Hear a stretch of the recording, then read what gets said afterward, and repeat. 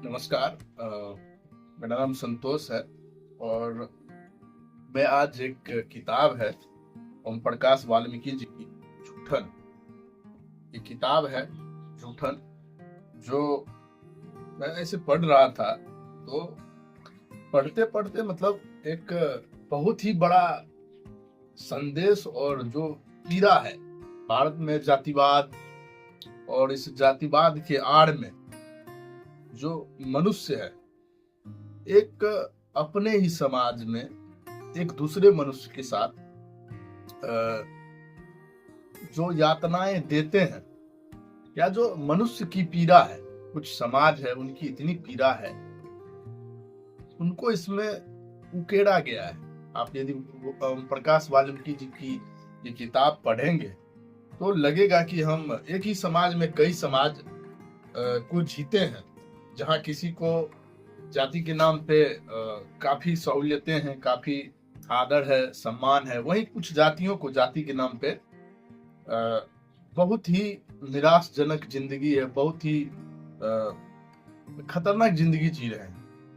तो मुझे लगता है कि आप किसी भी जाति समाज से हैं तो ओम प्रकाश वाल्मीकि जी की जूठन को आपको एक बार पढ़ना चाहिए, पूरा पढ़ना चाहिए, ताकि आपको जो एक पीड़ा है वो समझ में आएगी। इसमें एक मतलब एक जगह एक टॉपिक है, एक गांव के जो जमींदार होते थे या होते हैं, उसमें उनकी लड़की की शादी हो रही होती है।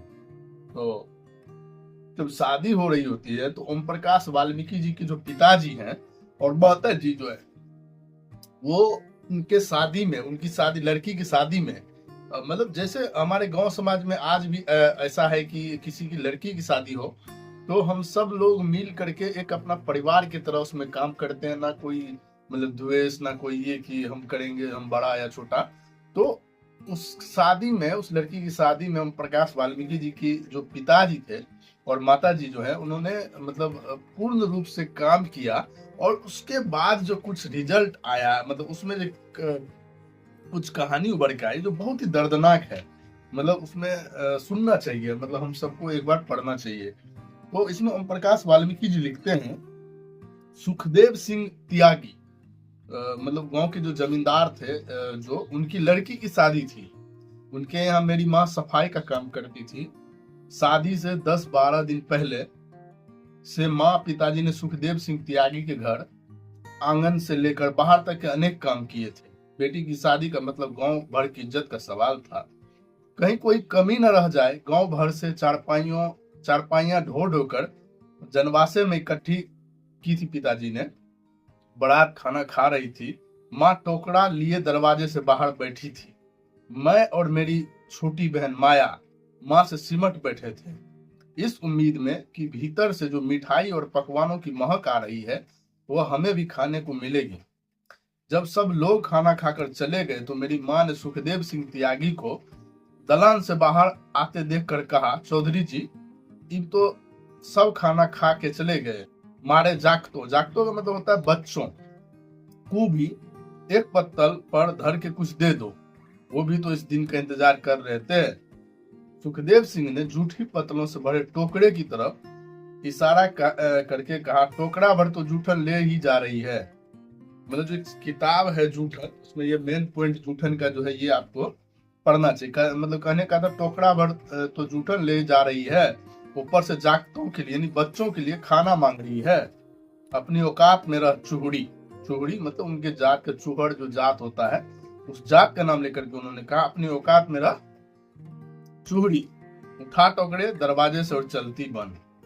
सुखदेव सिंह त्यागी के वे शब्द मेरे सीने में चाकू की तरह उतर गए थे। ओम प्रकाश वाल्मीकि जी मतलब लिखते हैं, जो आज भी अपनी जलन से मुझे झुलसा रहे हैं।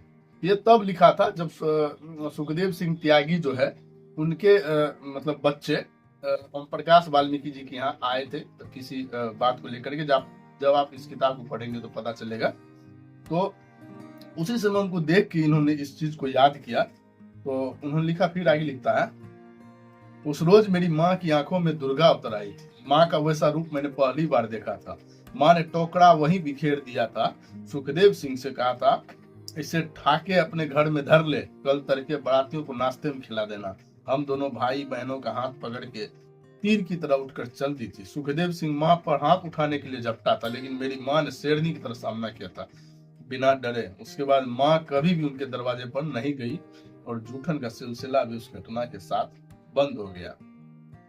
मतलब अब जब जूठन पढ़ेंगे, मैंने बचपन में मैं बहुत लोग तो अब इस चीज को मानेंगे भी नहीं, लेकिन मैंने बचपन में इसे देखा, इसीलिए मुझे इन चीजों की याद है कि जो इस समाज के लोग होते हैं, मैंने देखा था कि कहीं भोज था, और भोज में जो हम लोग खाना खा लेते हैं, जो भोज में खा लेता है खाना, उस खाना के पतली को जो होता है पत्तल, झूठा पत्तल, उसको फेंक दिया जाता था एक जगह कहीं पे।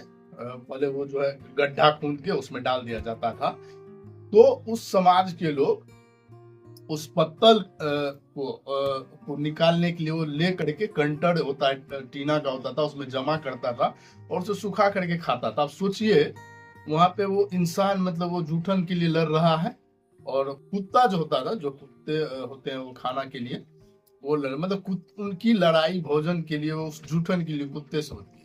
जब आप इस किताब को पढ़ेंगे तो आपको एक दर्द महसूस होगा कि जाति के नाम पे इस देश में, इस समाज में किस तरह बटी हुई है शिक्षा के नाम पे। मतलब ओम प्रकाश वाल्मीकि जी के साथ की एक कहानी नहीं है, एक समाज की कहानी है कि समाज में आज भी एक तबका है। हमारे यहाँ जो मेहतर समाज है, जो डोम समाज है, उनकी स्थिति यदि आप देखेंगे तो लगेगा कि आजादी के लगभग 80 साल होने को है, फिर भी सरकार की हजारों करोड़ों की योजनाएं चलती है, लेकिन उस समाज तक आज भी विकास नहीं पहुंचा है। छोटी छोटी झुग्गी छोड़ दीजिए, मतलब 6 फीट 7 फीट का घर होता है, उसमें 10 परिवार 8 परिवार उसमें कैसे गुजारता होगा रोड के किनारे, और लगभग 95% 96% लोग भूमिहीन है।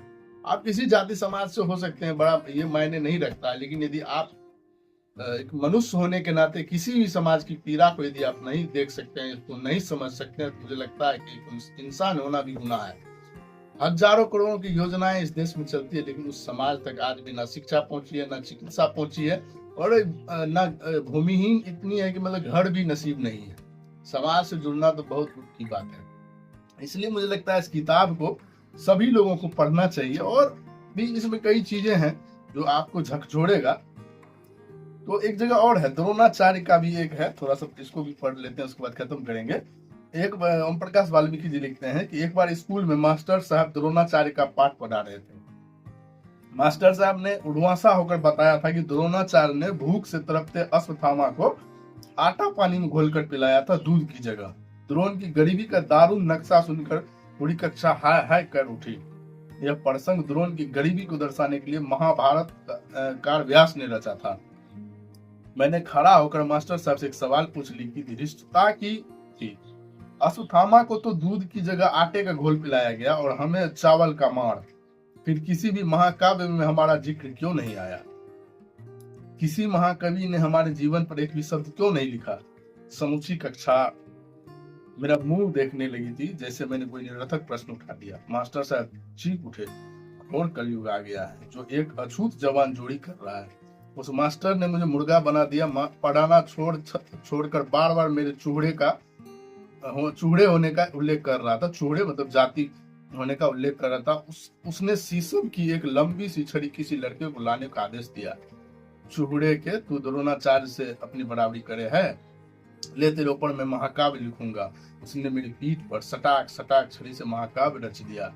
वह महाकाव्य आज भी मेरी पीठ पर अंकित है। भूख और असहाय जीवन के घृणित क्षणों में सामंती सोच का यह महाकाव्य मेरी पीठ पर ही नहीं, मेरे मस्तिष्क के रेसे रेसे पर अंकित है।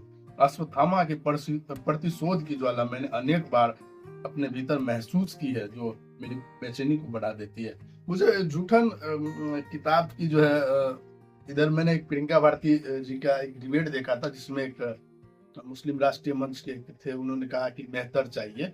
उनपे उस पे जो उन्होंने उनको मतलब उनपे जो जवाब दिया था, इसीलिए लगा कि इसको मतलब इसको पढ़ना चाहिए, इस दर्द पीड़ा को लोगों के सामने लाना चाहिए। मतलब कि आज भी लोगों की सोच इतनी गंदी है कि वो चांद पे हम लोग पहुंच गए, लेकिन उसी पर उनको एक जाति का लोग चाहिए, मतलब मशीन नहीं जाति चाहिए। तो वही एक है कि समाज आज भी जिस प्रकार से मतलब जातिवाद, छुआछूत, इन सब चीजों में फंसी हुई है, मुझे लगता है इस पे काम करने की जरूरत है। और सभी लोग एक बार ओम प्रकाश वाल्मीकि जी का ये जूठन पढ़िए, ये रिक्वेस्ट है मेरा, ताकि हम कई विषयों को समझ पाए। इसको पढ़ेंगे और आगे भी कई चीजें बताएंगे, ठीक है ना।